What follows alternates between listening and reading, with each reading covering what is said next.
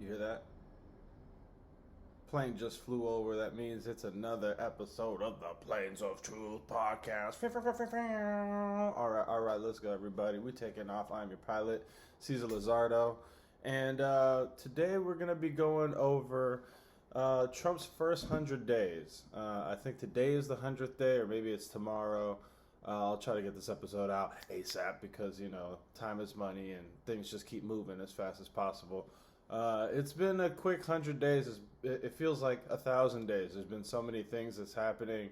If you guys have been paying attention to the news at all, it's really hard to actually keep up with what's going on because every day, I feel like every day for the last couple of years has had some kind of story which could have easily been, the top news of the year or of the quarter or whatever. But it's just so many things happen. It's just all these things that could be top tier news stories end up just kind of falling to the wayside because within 24 hours there's another news story.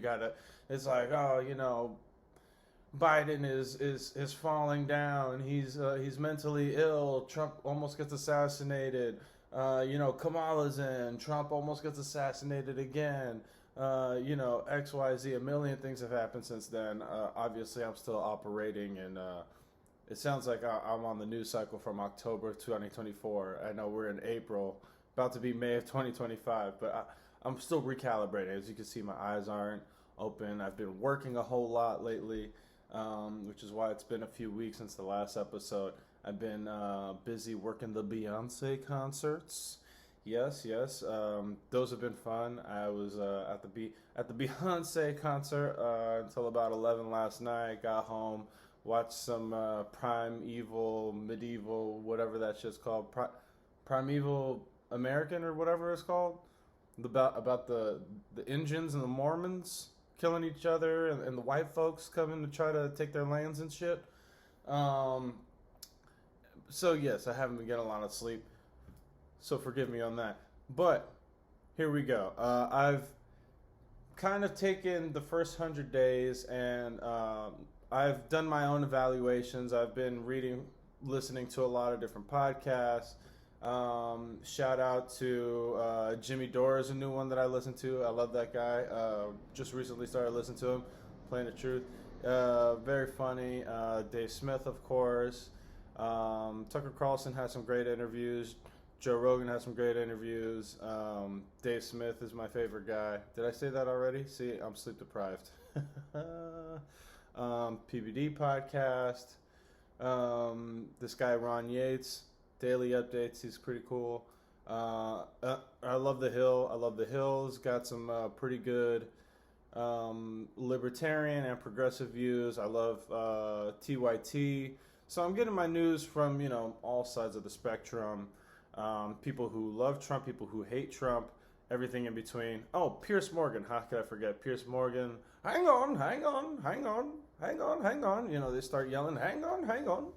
Now, I do believe that you do have to answer that question fairly.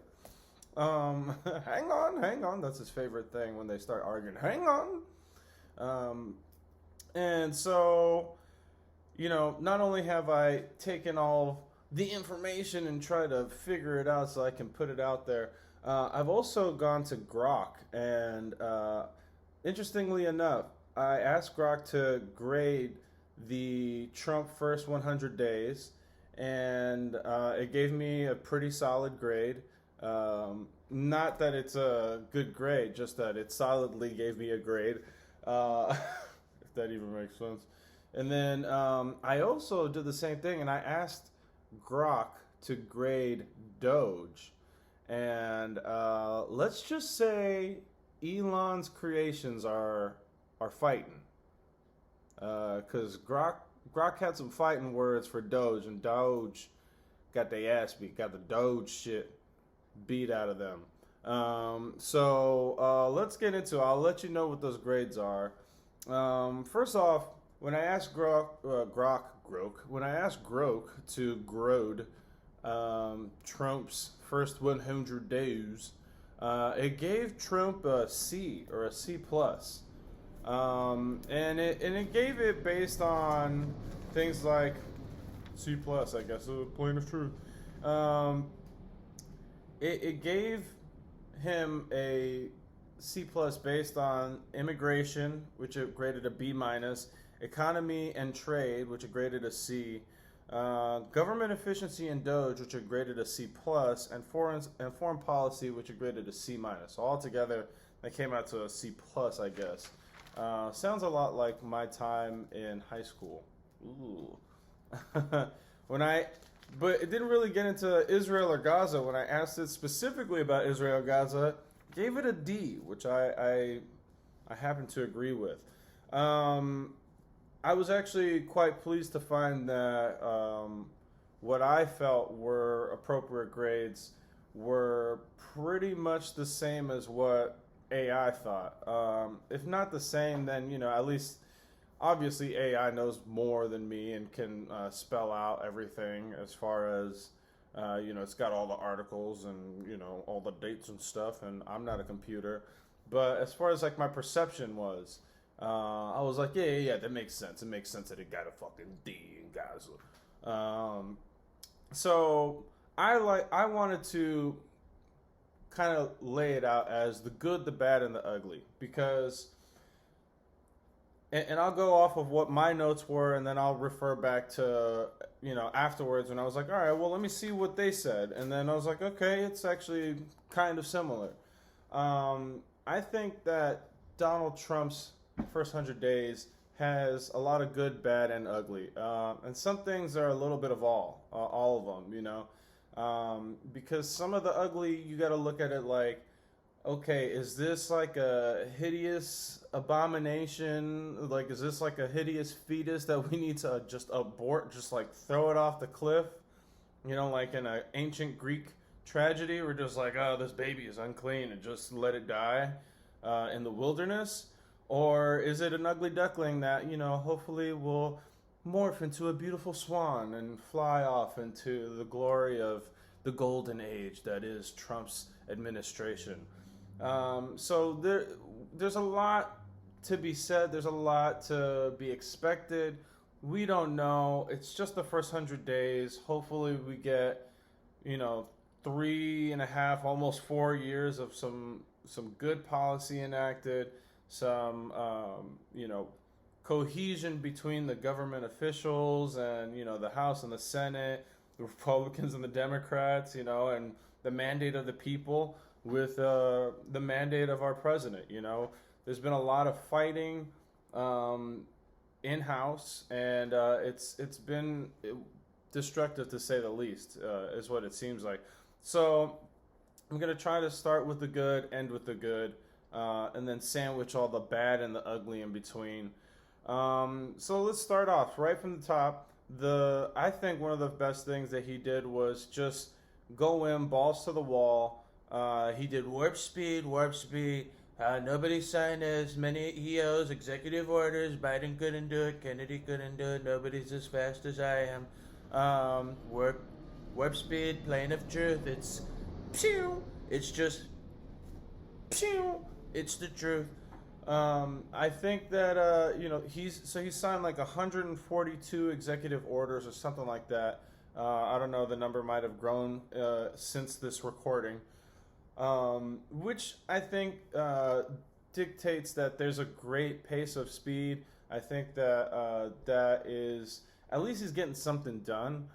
Now, whether all those executive orders are useful or legal or good or destructive, are they positive or negative?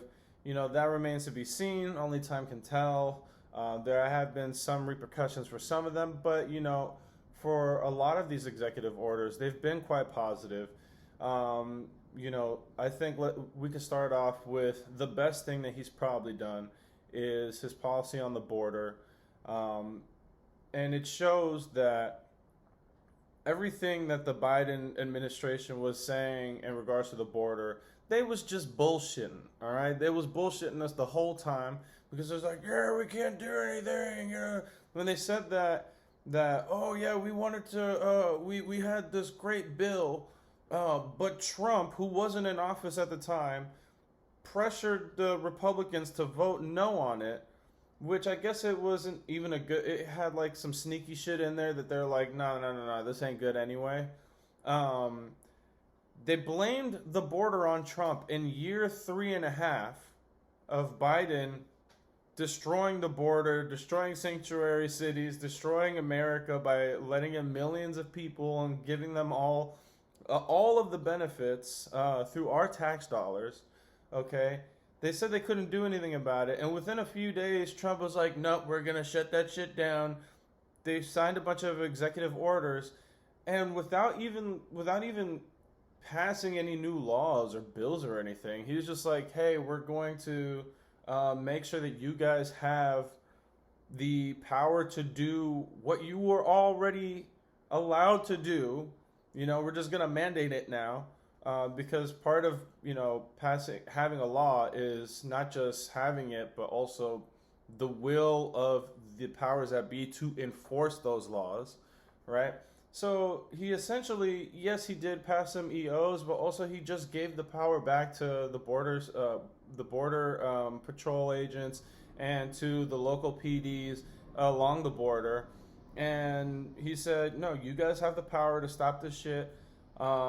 They reinstated Remain in Mexico, which as soon as Trump left office the first time and Biden came in, Biden signed like 92 executive orders, basically taking away all of the authorities that Trump had enacted, which broke down the border.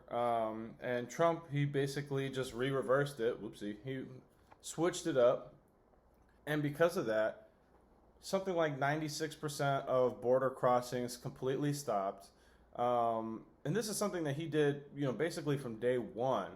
The border has never looked better, like literally in the history of the country. And what can you say? It is a massive success as far as keeping people out. Part of it was just the rhetoric, was just saying like, look, we're not going to have people coming in here. If you come in here, you're going to get kicked out, especially if you come in here. Basically, if you come in here illegally, we're going to kick you out. And what that does is like people are getting ready to like go on this massive hike, thousands of miles maybe, going through deserts, going through coyotes, going through sexual abuse, going through trafficking, going through murder, and all these different things that they have to. It's a treacherous journey. Okay, a lot of people don't survive. A lot of people don't survive untouched or unhurt, or just imagine just trying to get here in one piece, without human interaction or without human negative intervention, without somebody trying to traffic you or something like that. It's a tough journey. Okay, they're not gonna do all that if they know that Trump is just going to turn them around and send them back to their country. So just the rhetoric alone, just the overall sense of stay in your house and we'll keep ours clean. Maybe that's not the right word. Oh, we're unclean. No, that's not what I mean. Dirty immigrants. Caesar's a racist. No. But I think you catch my drift, all right? People stayed in Mexico or, in their countries in Central America. And that was a weird thing, too. That people were coming from places where they had never come before, people were coming from China, which that's not normal, China was like, no, yeah, send them. We'll let them go this time. And that was concerning. But we'll talk more about China in a little bit. So that was good. Now, as far as the repercussions, obviously, now let's get to the bad part of that. There has been a lot of controversy in terms of due process, with the whole Kilmar Abrego Garcia thing. Now, there's been so much back and forth whether this guy is a criminal, isn't a criminal. I I think a lot of people have given up on the he's not a criminal thing, he's just a Maryland man thing. But at the same time, people are still arguing about whether or not he was deported legally or with due process, which turns out it's actually already been laid out in precedent that people don't get deported in due process all the time. And previous presidents have basically done the same thing at larger numbers. Look up someone, let me look up his name. Barack Hussein Obama. Yeah, that was one of those guys who didn't send everybody away or deport them with due process, plain of truth. You can look it up yourself. Don't take my word for it. Okay? But remain in Mexico, the Alien Enemies Act, that's another thing that he did with the border, where he declared MS-13 and Tren de Aragua. Tren de Aragua. It just sounds like a fun drink you would get, like what type of drinks you have back there? We have horchata, jamaica, tamarindo, Tren de Aragua. You're like, oh, Tren de Aragua, new flavor just dropped. So, there's positives. It's already made places safer, but due process remains a civil liberty that. Man, is it just breaking eggs, or is this like destruction of civil liberty, right? I posted in a Facebook status, and it was the picture of the knuckles, right? The marijuana for the M, the smiley face sonrisa, which means smile for the S, and then the one cross and the three dots, which MS-13, right? And I posted a picture, and I was like, this is not the illegal immigrant you guys should be fighting for, which to me was pretty obvious. Like, yeah, you should be fighting for illegal immigrants, but why are you guys like protecting this guy, right? Like, who's been accused of trafficking, who's been accused of beating his wife, who's been accused of being in one of the most notorious, worst gangs in the world, right? And then one of the first comments, shout out to my haters, they keep me honest, but he says, well, yeah, because if they can do it to this guy, they can do it to you. And I was like, okay, facts. That makes sense. So there is a little bit of that.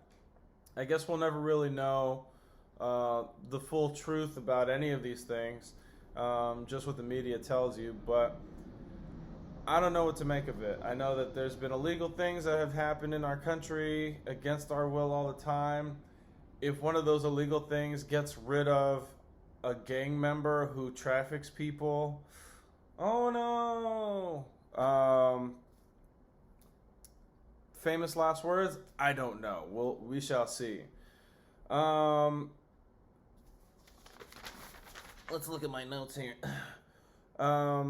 Okay, so they try to end birthright citizenship. I don't really know how I feel about that one, right? Because I understand that it is a mechanism through which illegal citizens or illegal aliens or illegal immigrants, whatever you want to call them, aliens, don't call them aliens, it's dehumanizing. Illegal immigrants will come in 9 months pregnant, drop a baby, and now the baby is is a citizen, and now the parent gets to stay. Now, we didn't want this person here in this country 2 weeks ago. Now they had a baby, and now they're allowed to stay. I don't know how I feel about that, because on the one hand, I'm sure being in Los Angeles, being Latino, I am Latino, having a large group of Latino friends and people who I consider extended family, I'm sure that I know at least a large handful of people whose parents came in under those circumstances, and I love them. And I don't think that they should be deported, if they've been here illegally for 10 to 20 years. How about something new? How about we have a hide and seek act, okay? Hide and seek act. Because the argument for keeping these people is, hey, they've been here for 10 or 20 years. They have a 10 or 20-year-old. They've developed a business. They start, they have properties, and they pay taxes, and they've been a upstanding citizen of the community for 25 years. And now they picked him up at his barber shop where he's been, that he's had for 20 years, and they sent him back to Mexico because he's got here illegally in the year 2000. Well, shit. That's not cool. You know what I mean? Like Ramon has been here for 25 years, paid his taxes, started a business, upstanding community member, and now we're sending him back because there's a heightened refocus on sending people back to their countries. I think we should start a hide and seek act, right? Like, if you can hide for, let's say, 15 years, all right? You've been here illegally for 15 years and we never found you, you can stay. Why not? You've been here for 15 years and nobody's found you so far, you just won the game. Hide and seek champ 2025. Boom, boom, boom. Stay in the country, right? If you've been here, you've paid your taxes, nobody's found you, haven't been to prison, haven't, killed or R-worded anybody else, or done anything you're not supposed to do, right? You're not in a gang once we do find you. You should be able to fill out some paperwork, be like, look, I got here on this day, here's my plane ticket into this place, here's 15 years worth of taxes, all right? Y'all never found me, now you gotta keep me. I think that's a great deal, right? And you know what? Trump would be super popular. I got the Hide and Seek Act of 2025, Project 25. We're letting them stay. That would be great, because that would eliminate this whole they're coming after families, they're coming after upstanding citizens, plain of truth. Okay, why don't we do that? And then anybody else who doesn't make it to those 15 years, it's like, I'm sorry, those are the rules, right? And maybe we could do 10 years. Maybe I don't know if 8 years is enough time. 8 years goes by like that.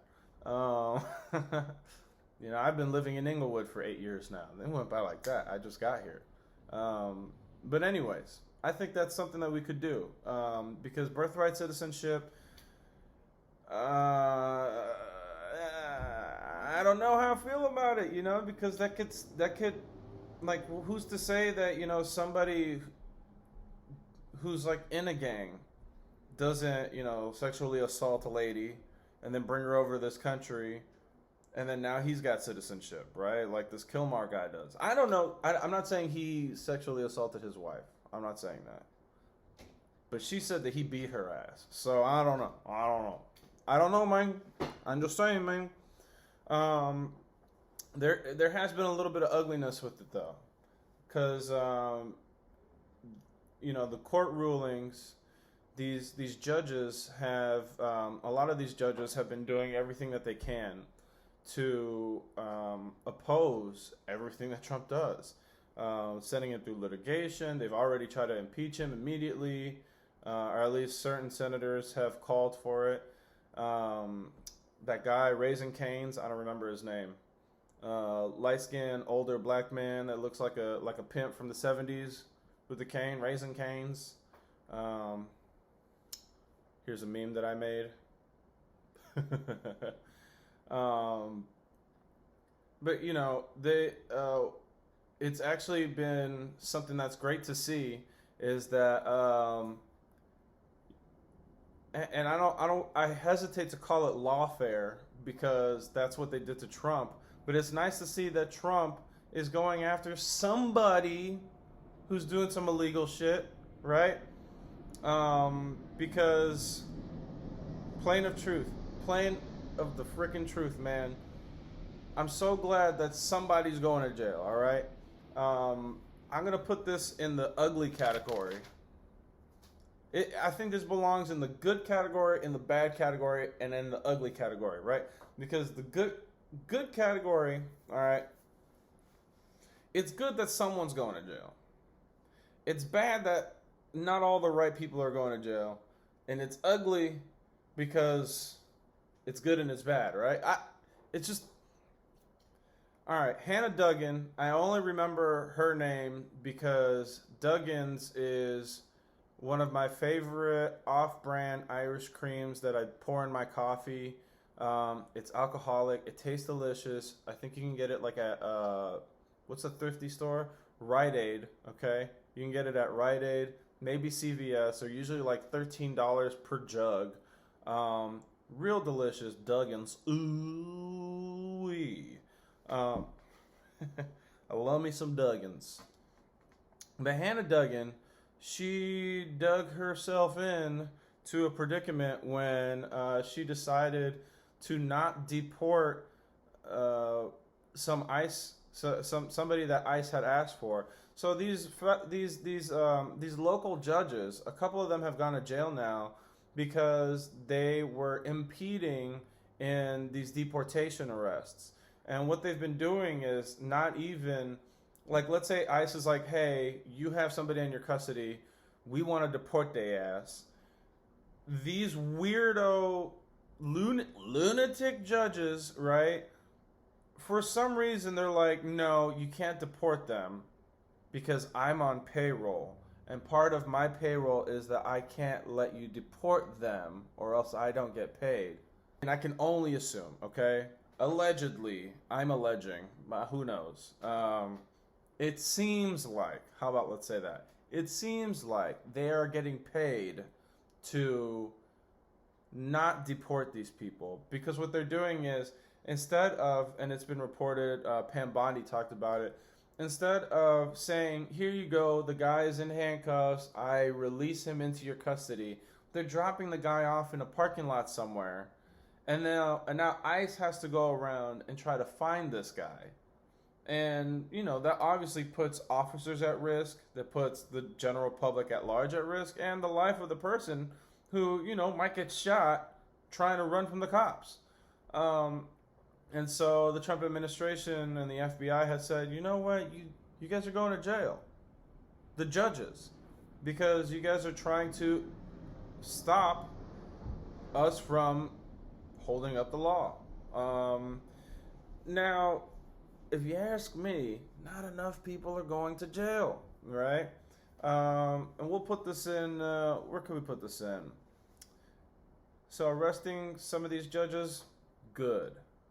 Not arresting enough people, bad. Ugly. Because, all right, let's talk about disclosures, right? They disclosed the JFK files. Nobody really cared about that anymore. They're disclosing like UFO stuff. Nobody cares about that. They're disclosing, the MLK files. I think they disclosed that. Nobody even really looked into it. Like, as far as I know, like, okay, yeah, whatever. He was killed by some racists. What? Nobody cared enough. We want the Epstein files, right? We already got the flight logs. We already have the suspected list of people. You know, we have Epstein, or we had him. He might still be alive. I don't know. He didn't kill himself. We got Ghislaine, okay? She's in prison, okay? Supposedly. Where's all the clients? Where's all the people that they sold these people, these young victims to? You know, and of course, this is the powerful, the elite. You know, we're talking about like Wall Street billionaires and politicians and musicians and actors and everybody in between and all these shadow puppeteers. You know, and so it's like, where's the answers? Where are the answers for this? And so not, you know, we elected Trump with Kash Patel in mind, with Pam Bondi in mind, with Dan Bongino in mind, with Tulsi Gabbard in mind, with all these people who were huge critics of all of the shadow government dealings with all of the things that happened with the Russia hoax, with the Hunter laptop concealment, with the election interference, everything from the Clintons, Podesta emails. There's just so many things that these people were vocal about, and nothing's happened yet. So we're just going to keep that in the ugly, actually. We'll keep that in the ugly because, again, it might turn into a beautiful swan. Maybe we're just being impatient. Maybe 100 days isn't enough time to actually have the power and the cohesion in government in order to execute this mandate that the people have given our president, that the people have said, hey, enough of this bullshit. We want to figure it out. Because, as we know, the government is full of shadow people who are pulling shenanigans. They're shadow shenanigans, okay? Shenanigans on the shadows, if you will. And maybe they just need a little bit more time. Because we do know, for example, right off the bat, Pam Bondi was like, I got the Epstein files on my desk. They're ready to go. We're going to be revealing all the stuff. And then she immediately got into a hissy fit with the Southern District Court of New York. I think that was SDNY, something like that. Which is like, no, we're not going to give you those files. And she's like, but I'm the new FBI person. I'm the new AG or whatever. You got to give me the stuff. And they're like, no, we're not on your team. So, there's a lot of infighting. It's been described as being the captain of a ship where all the pirates are still on the team of the last captain. Something like that. And they are a bunch of pirates, a bunch of butt pirates, motherfuckers. So I think that's an ugly duckling. Hopefully it'll be a beautiful swan. But it does give a little bit of pause because there's like a lot of things that were promised, and early on it was very easy for him to say promises made, promises kept, because he made good on a lot of things promised. Immediately, but then as the ball was rolling, it kind of, is like a tire that immediately got deflated. It was like, it's going to be a long road, and we have to figure out whether or not we are being, just kind of tricked, and they are saying all the things that we want to hear, and then nothing actually happens. For example, Doge, right? Now, I actually asked Grok to grade Doge in its first 100 days, and Grok gave Doge a D-. Elon Musk, your kids are fighting. You might want to get in here for this. They're fighting in your house on X.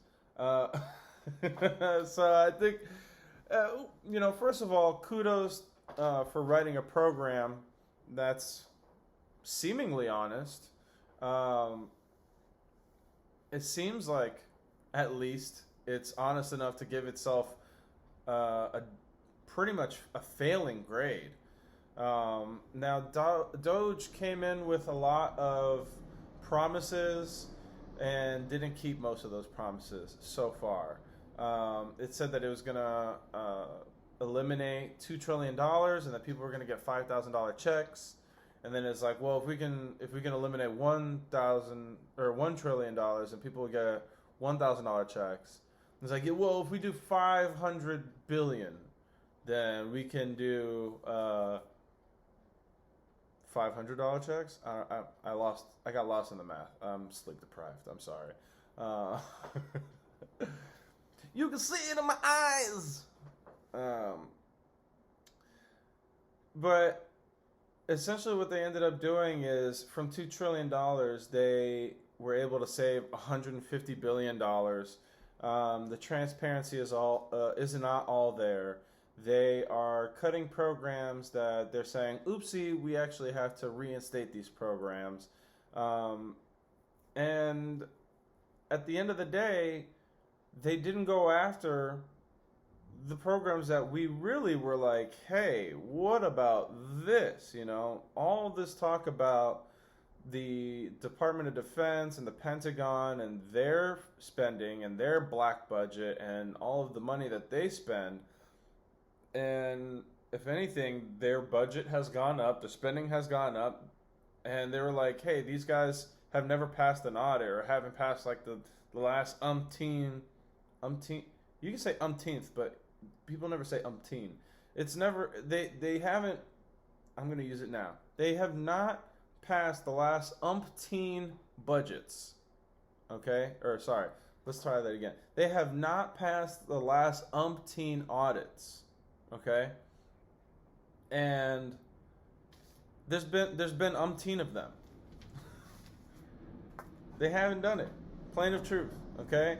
So they're over here, there's all that USAID fraud, which again, people are very, very upset about in one way or another. They're either upset that it existed or they're upset that it got tanked. They're either like, I can't believe we're spending $1 billion on transgender dance festivals in Serbia, or they're like, how dare you take away that $1 billion we were sending towards transgender dance festivals in Serbia? So people are pissed off either way. And, I mean, I get it. People have bleeding hearts. I, myself, have a heart that has bled quite a lot. But at the same time, and I hesitate to say this because somebody sent me a meme calling me a Ku Klux Klan member for saying this, but America first. It was a picture of the Ku Klux Klan in the 1920s, and they had a bunch of signs, and one of the signs said America first. So now by proxy, I am a Klan member. That's how these things work. I'm also a fascist, a Nazi, a bootlicker, a coon. What else? Yeah, just the whole gambit of racist bigotry terms. I'm one of those Nazis that you can kick in the face, apparently. This is the Plane of Truth podcast, all right? I'm telling the truth. I tell my truth anyway. Not everything's all good or all bad with Trump. But anyways, I digress. Doge has been kind of a failure. It's been super ugly, and I'm gonna put that in the ugly pile because it hasn't been good. It's been bad, but hopefully maybe something can happen in the future where, I mean, it's open-ended. It's open-ended. I'll read a little bit of what Grok said. Because it graded it on a bunch of different things. Performance analysis, savings, and financial impact, grade D. Claims versus reality. Doge initially promised $2 trillion in savings, which was downgraded to $1 trillion and later to $150 billion. By 2025, there's little verifiable evidence of significant savings. February 17th report claimed $55 billion in savings from contract terminations, but analyses revealed discrepancies. 1/3 of canceled contracts yielded no savings or were already obligated, and an $8 million contract was misreported as $8 billion. $8 billion.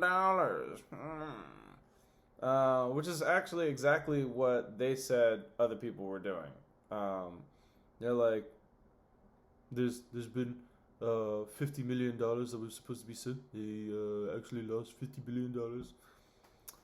So yeah, only $46.5 billion of the claims savings were linked to specific items. So it goes into the efficiency and operational reforms. Got a D there. Workforce reductions.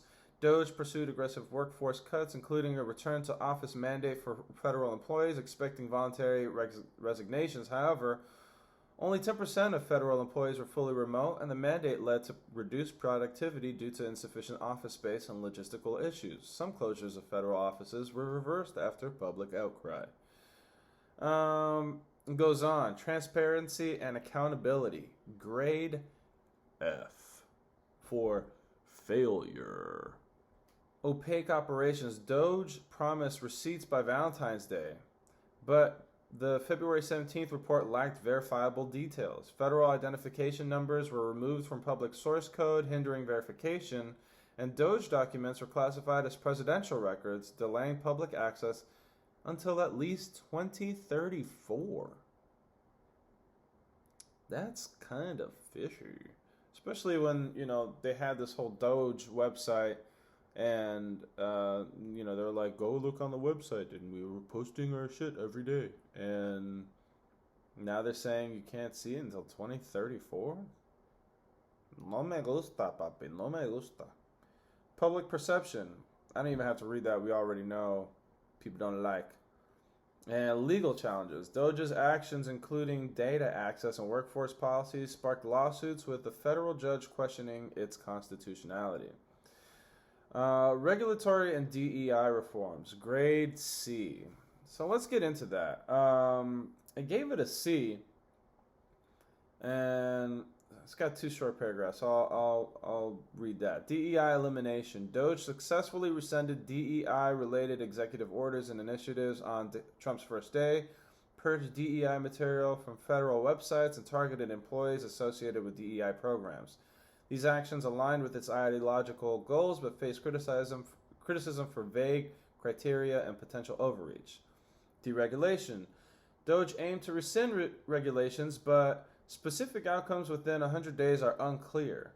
Plans to leverage AI for a regulatory review, building on the 2020 HHS initiative, were proposed but not visibly implemented.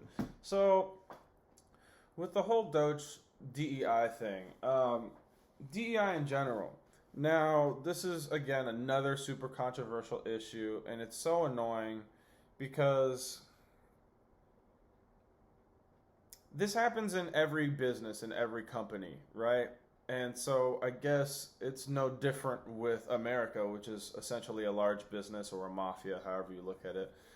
But in every business, when they need to cut costs, they always start with the employees. And it's like, no, why don't you start with the fucking overhead? Why don't you start, and not the employee overhead. I'm talking about, why don't you start with the CEO and the C-suite salaries? You know what I mean? You guys are making billions of dollars while we're trying to make, like $40,000 a year or whatever on average across the United States. Or I don't know what the average is now, 50, 60, 70, right? But what do? They always start with the employees, and it's like, oh, man. And then what are you starting with? You're starting with the black and brown initiative stuff, which when you're going off of the he's going to be Hitler on day one assumption by half of the country, starting with DEI policies and crackdowns is exactly what you're playing into. That's the same thing. That's the exact narrative that you're playing into when they're saying that you're going to be Hitler on day one, right? It starts off with, my heart goes out to you on day one.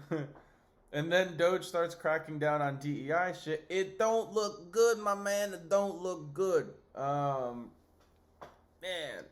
can you just always got to go controversial, don't you, man? And here's the thing.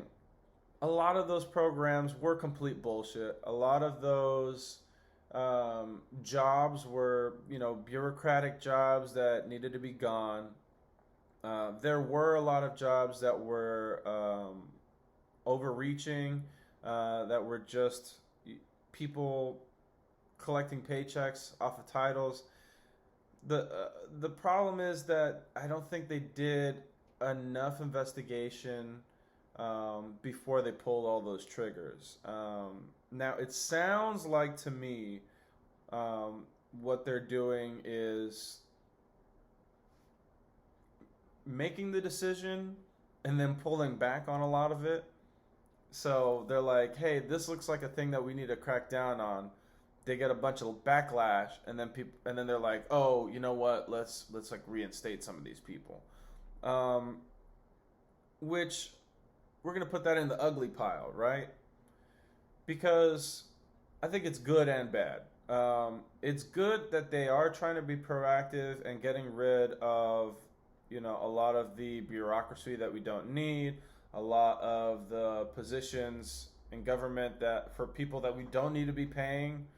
Um, because while I feel bad for those people losing those jobs, you know, is it good for America to have people in these jobs that don't benefit America or Americans that I have to pay for with my tax dollars? No, I don't think so. So I'm sorry.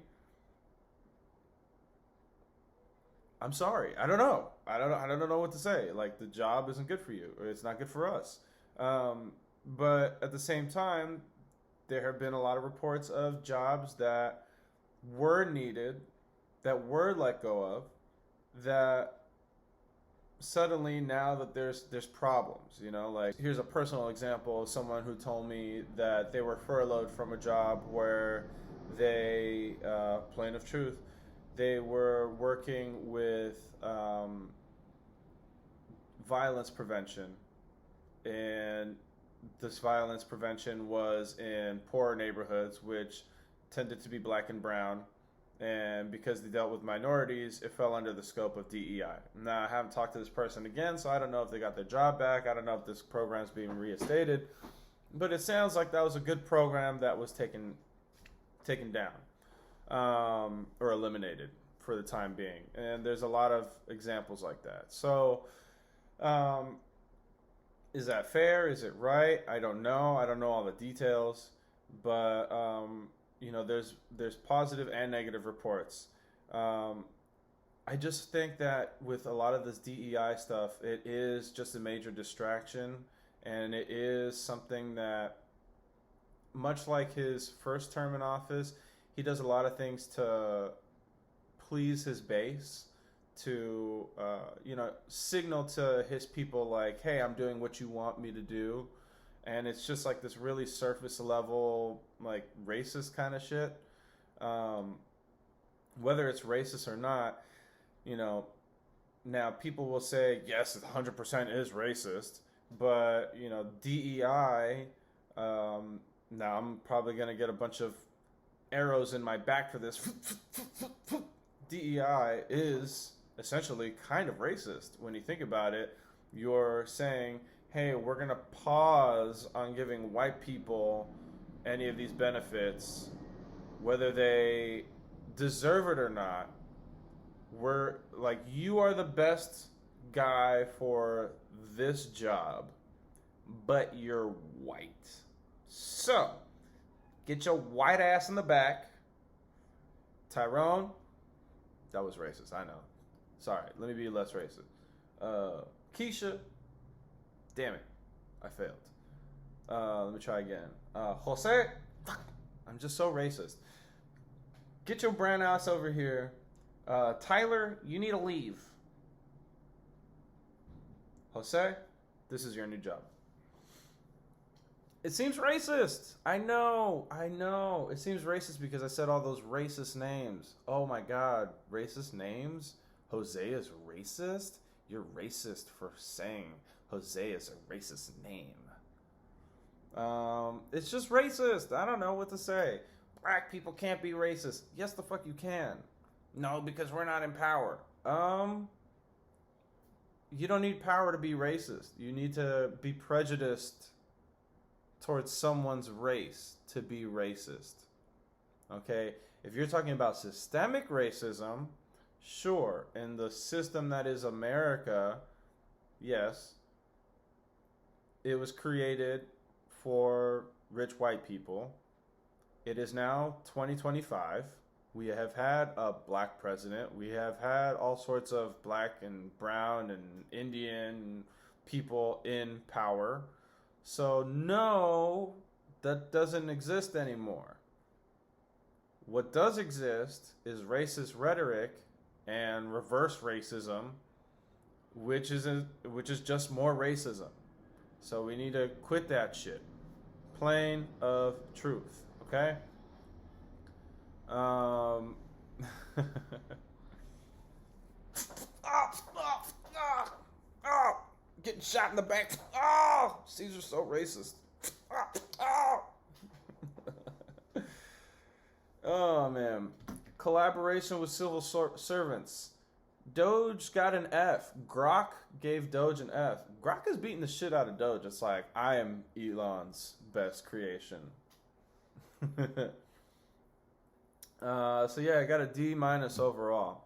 Ukraine, Russia, and NATO. I would say this is in the good / kind of ugly pile. It's good because Trump's rhetoric is good on it. He's trying to get it to end.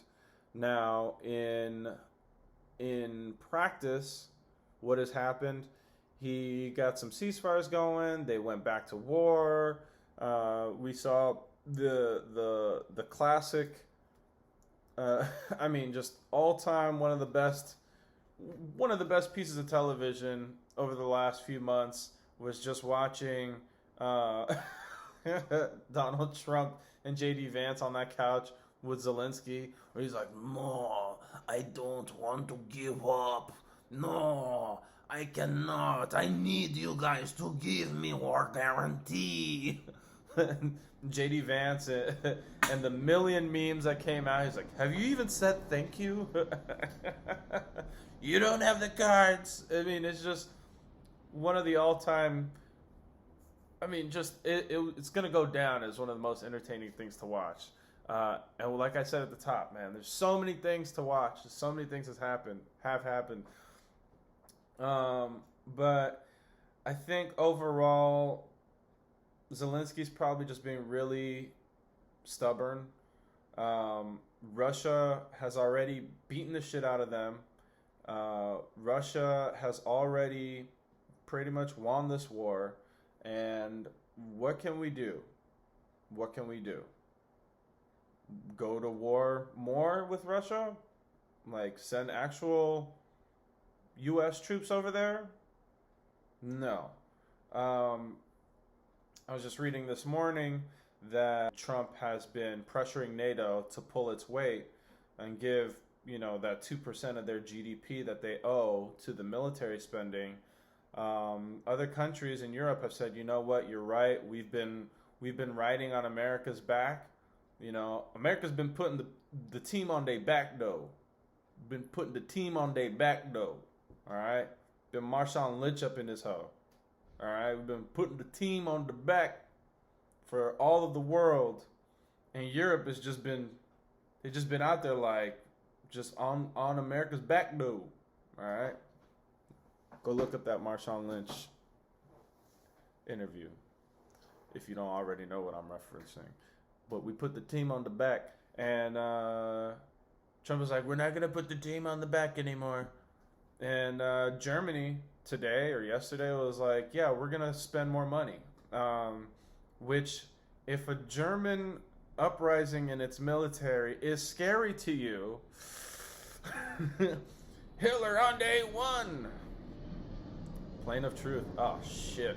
Germany versus Russia. World War III. I don't know if that's a good thing. It's kind of an ugly thing.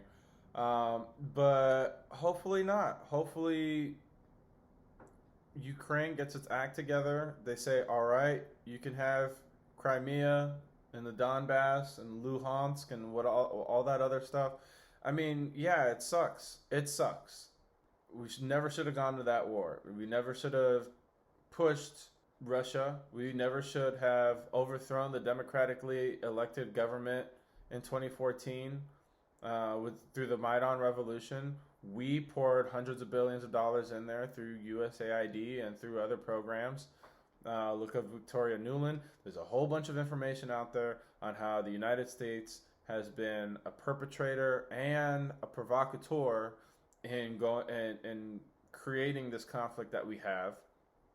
All the way down to Biden's involvement in Ukraine, doing business over there. All the information is out there, okay? So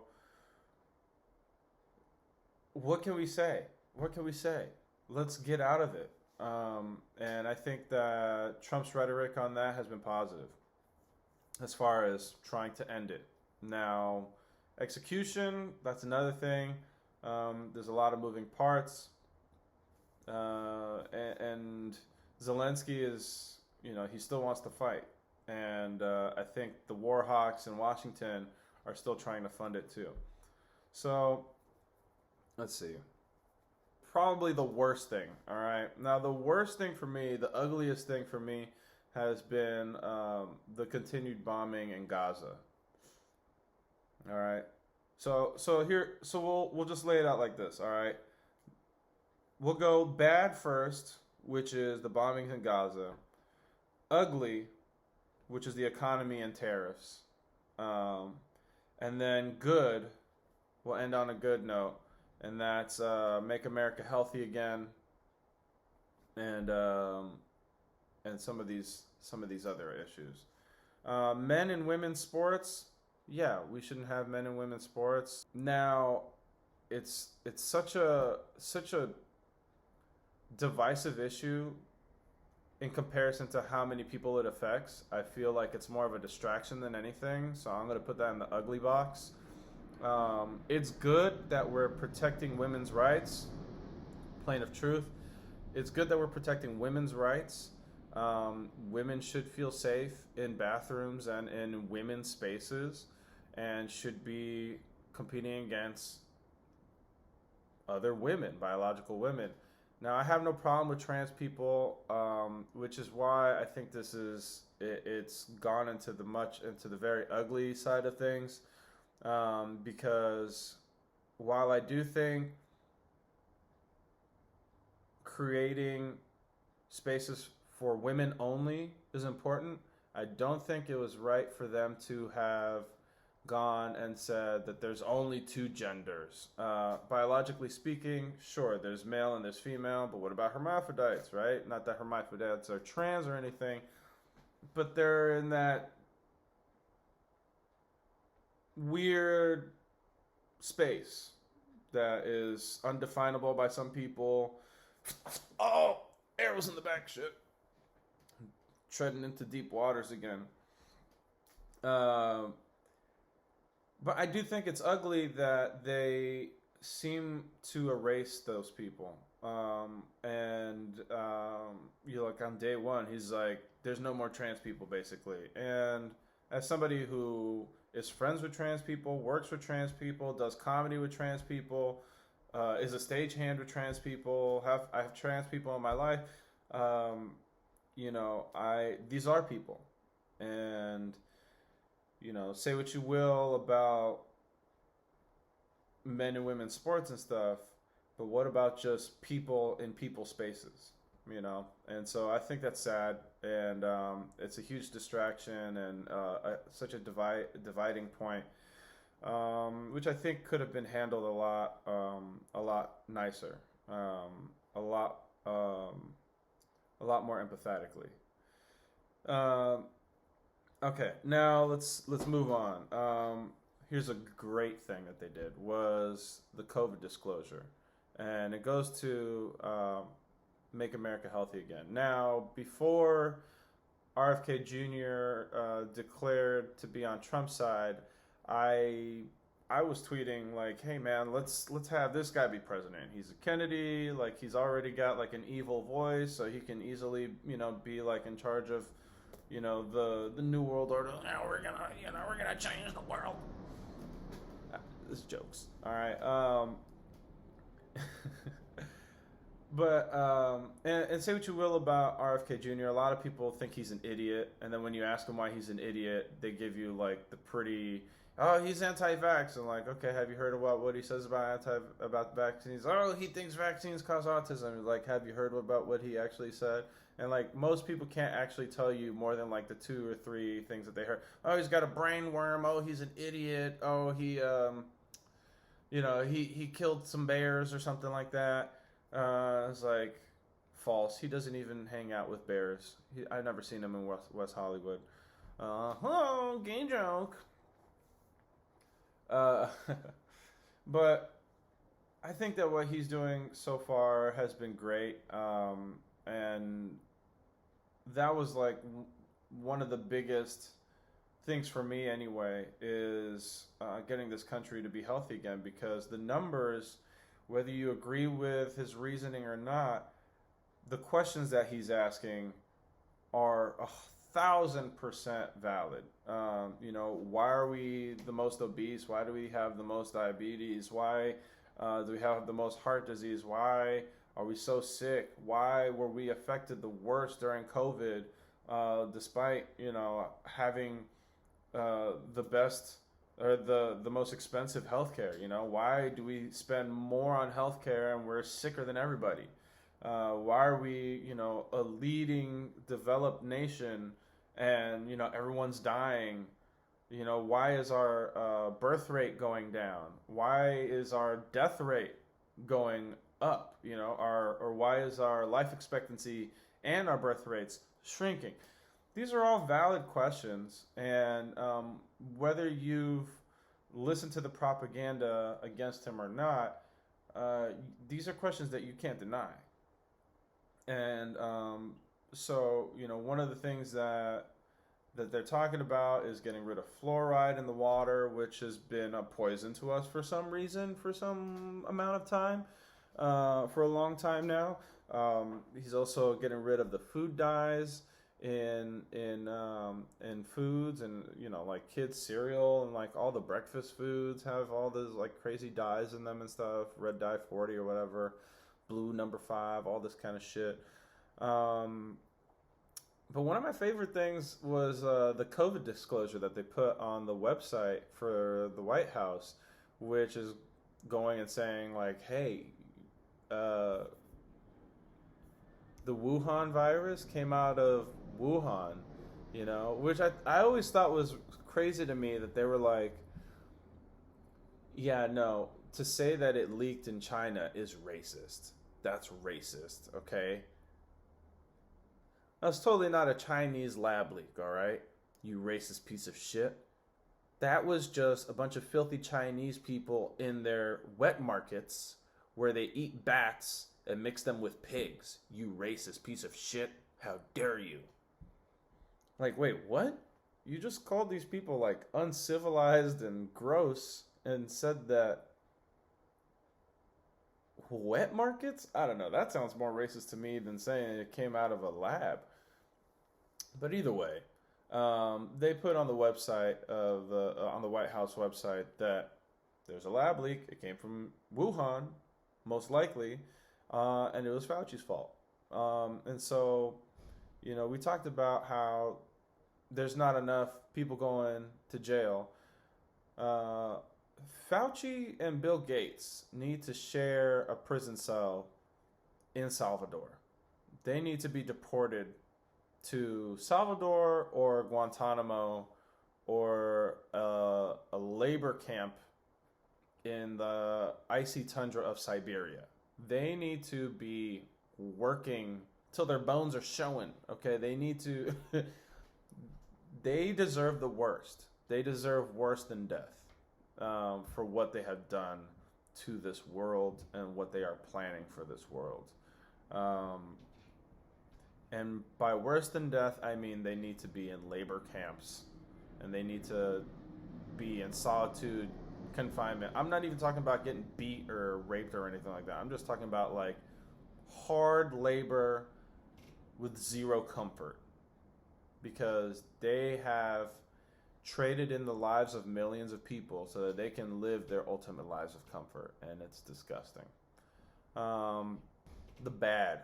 The bombings in Gaza, that's something that's really yikes. It hasn't gotten better. That was the one thing.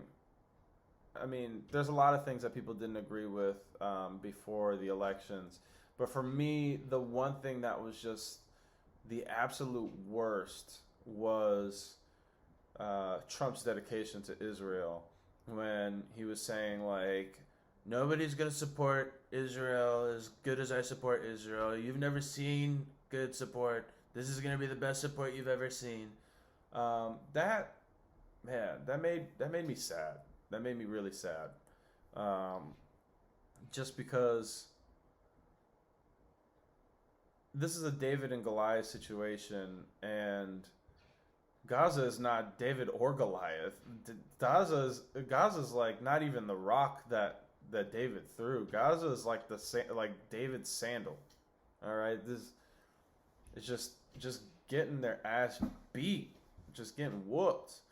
And it started off with a ceasefire a couple days before the inauguration, and then they released some hostages, but Israel's still playing games. Israel's trying to get Trump to bomb Iran, which thankfully he has not, but still is giving Israel pretty much everything else that they want, bombing the Houthis, giving them more money, giving them more bombs, giving them, pulling the chair out for Netanyahu every time he visits the White House. Netanyahu is evil incarnate. He is Satan. You want to talk about who's the real Hitler in this world right now? It's him. And they are, some people don't want to call it genocide. All right, fine. It's an apartheid state. Some people say it's an open air prison. Some people say it's like a concentration camp. Some people say it's like genocide. But when Donald Trump says that we're going to clear the area and the people of Gaza are just going to live somewhere else, that's literally ethnic cleansing. And that's not good. So whether they've done it yet or not, they haven't. They haven't cleared them all out, but they're in the process of it, and they're talking about it. So that is fucking terrible. Yeah, if you're Jewish and you're listening, I love Jewish people. I love all people. But when I express my my thoughts on what the Israeli government is doing, a lot of Jewish people will call me anti-Semitic. And I get it. I'm not, but I get it. You're writing for your team. I guess that's honorable in a way. What's more honorable? Being honest. I guess what we can end on is tariffs, the economy. And, this is ugly. Let's call it ugly. It's good because we definitely need something in our economy to change. Trump has highlighted how these tariffs have been levied against us in a way that has not been fair. He's shown that there hasn't been equivalence across the board. But at the same time, people have pointed out maybe that's not how the economy works, right? It's like just because you're getting tariffed on this one good, well, that's your import. What about this export that this country does? Like you guys, our number 3 export is like soybean oil, right? Which gets used for a whole bunch of stuff, like feeding cows and also feeding engines, right? But also feeding people. We export a lot of it, and in return we get computer chips, something like that, right? And so of course these goods are not equal. They're not going to be equally tariffed or taxed. And the economy is extremely complicated and complex and interwoven.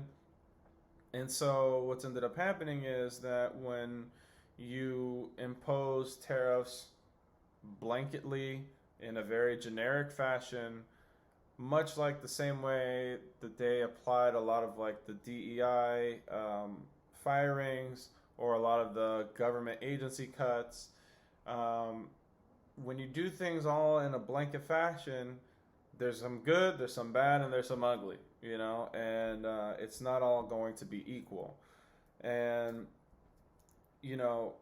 the economy tanked right away, and then he pulled back on some of the tariffs, whether that was through renegotiation with certain countries or whether that was him saying, oops, my bad. Now, a lot of people will say, hey, you can't start a fire and then put the fire out and say, look at what a great job I did, right? That's how a lot of people are characterizing it. And some people are characterizing it as, you know, there was already a fire going, and he came in and he basically said, all right, well, I'm going to start a bigger fire, and then pulled out the water guns. I don't know. That's a terrible analogy. Uh, but basically, that with the reciprocal tariffs that he had put into place, a lot of people said, "Oh shit, we can't afford that," and then they came to the table. Reportedly, over 100 countries started calling Trump and wanted to negotiate. So that's a good thing, right? And we already knew that it was going to be painful, that there was going to be possibly inflationary hikes as far as products are concerned. You know, consumers are pretty, the confidence is low. Companies don't know what to do. They don't know if they're going to be able to get their components at the same rates and prices as they were before, and it's concerning to say the least. But there's a restructuring happening. Is he breaking eggs to make an omelet, or is he just dropping a carton of eggs on the floor? It's hard to tell. It's been 100 days. I am putting this in the ugly pile because I'm hoping this is going to be a beautiful swan, that he's going to somehow restore our economy. And people say, well, he imposed tariffs and then he pulled them back. Well, you know what? I think that's a good thing, because at least what he's doing is he's pushing on something and he's seeing that it hurts, and then he's saying, okay, let me pull back a little bit.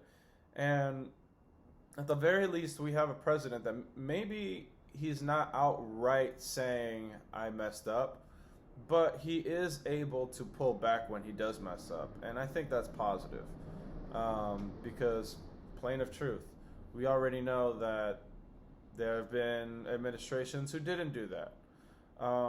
And I think that Trump has shown a few things in his presidency that are positive. One of them is that he is a great negotiator, that he is using all the weapons that he has at his disposal, and first and foremost, the power and might of the American government and dollar, and the power of his presidency. I think that he's wielding that power in a way that scares his foes and friends alike, and that's not necessarily bad, because we've been the boogeyman, but recently with Joe Biden, instead of actually using that boogeyman power for the good of the people, they've been using that boogeyman power for the good of the bureaucrats. And people are saying that, oh, well, he's just trying to help his billionaire class of buddies and the oligarchy and blah, blah, blah, blah, blah, blah, blah. I think Trump is one of those people who is going to try to get everybody to eat.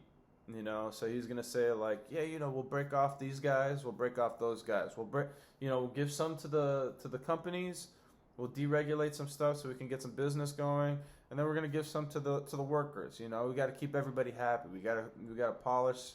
We got to grease some palms. We got to put some cash in some envelopes and divvy it out.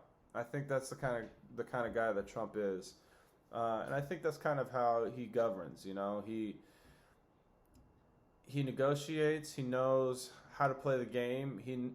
He's a powerful guy, and he knows how to talk to powerful people. And you kind of see how some of these heads of states are really just fucking dorks. Like, they look kind of scared when they talk to him.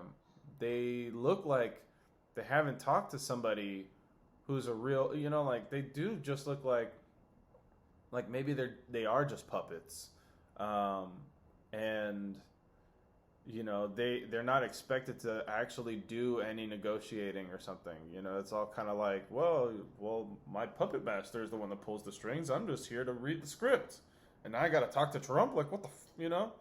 That's what it kind of seems like. But I do think that he's doing an overall decent job with foreign relations, and even though Grok, I think, gave it a D or something like that. But if I was to give this Trump first 100 days a grade, I'd probably give it about a C plus, or a B minus. I'll be fair in saying that there's a lot of things that that we wish were going better. Let's just put it like that. There's a lot of things that we wish were going better. The whole tariffs thing with the economy and inflation. Inflation is back down to 2.4%, which is good.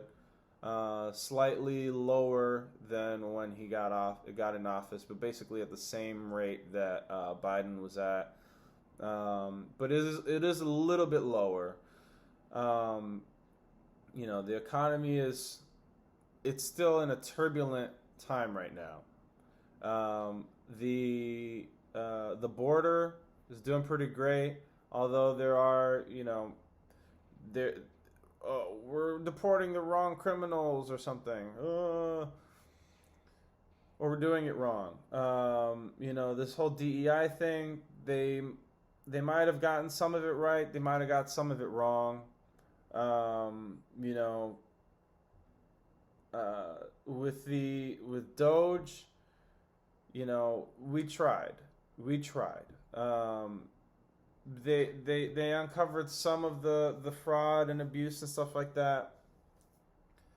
Supposedly with the Social Security checks that people were defrauding and saying that they were changing their bank accounts. Claiming to be, somebody's 92-year-old grandmother who's changing her direct deposit because she knows how to do that. And then fooling the guy at the security office and then getting that check. But then there's no real push or effort to go after, like, the deep state like they said they were going to do. And then Maha's great. I think that's great. Whether or not they're doing it right or not, I think just the conversation getting started is great. And let's not forget that RFK is not just going up, against the Democrats. He's going up against PepsiCo, Nestle, Monsanto. He's going up against all of the food companies that use things like corn syrup or soybean oil or all those weird nut oils or seed oils, I mean. He's going after the sugar companies. Trillions and trillions and trillions of dollars of interest he's going up against. I'm surprised he hasn't been added to the Kennedy death list, because they want to kill that man for sure. There hasn't been any disclosure as far as like what really happened with how they tried to kill Trump. There hasn't been, and again, maybe they're just building their cases. Maybe we need to give them more time. But I think that despite all the craziness and all the bullshit, there is still a lot of hope. There's still a lot of hope. We still got 3.5 years. They're moving at breakneck speed.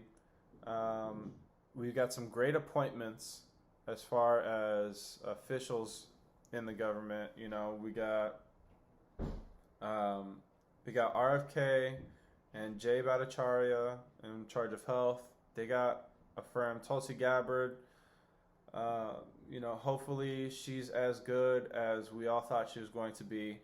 Kash Patel, hopefully him and Pam Bondi are doing something positive, because they said they were going to, and we're still waiting to see the results. But maybe we just give them some time and see what happens.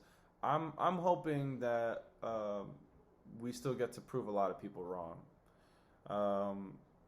So it remains to be seen. Anyways, we're gonna come in for a landing. This has been a long one. I hope you guys listened. I hope you guys liked it. Go ahead and like, subscribe, follow, comment. If you guys have any disagreements or anything you guys agree with, anything you guys want to get a conversation started about, go ahead and share this with your friends. And I appreciate you guys all. Signing out. Peace.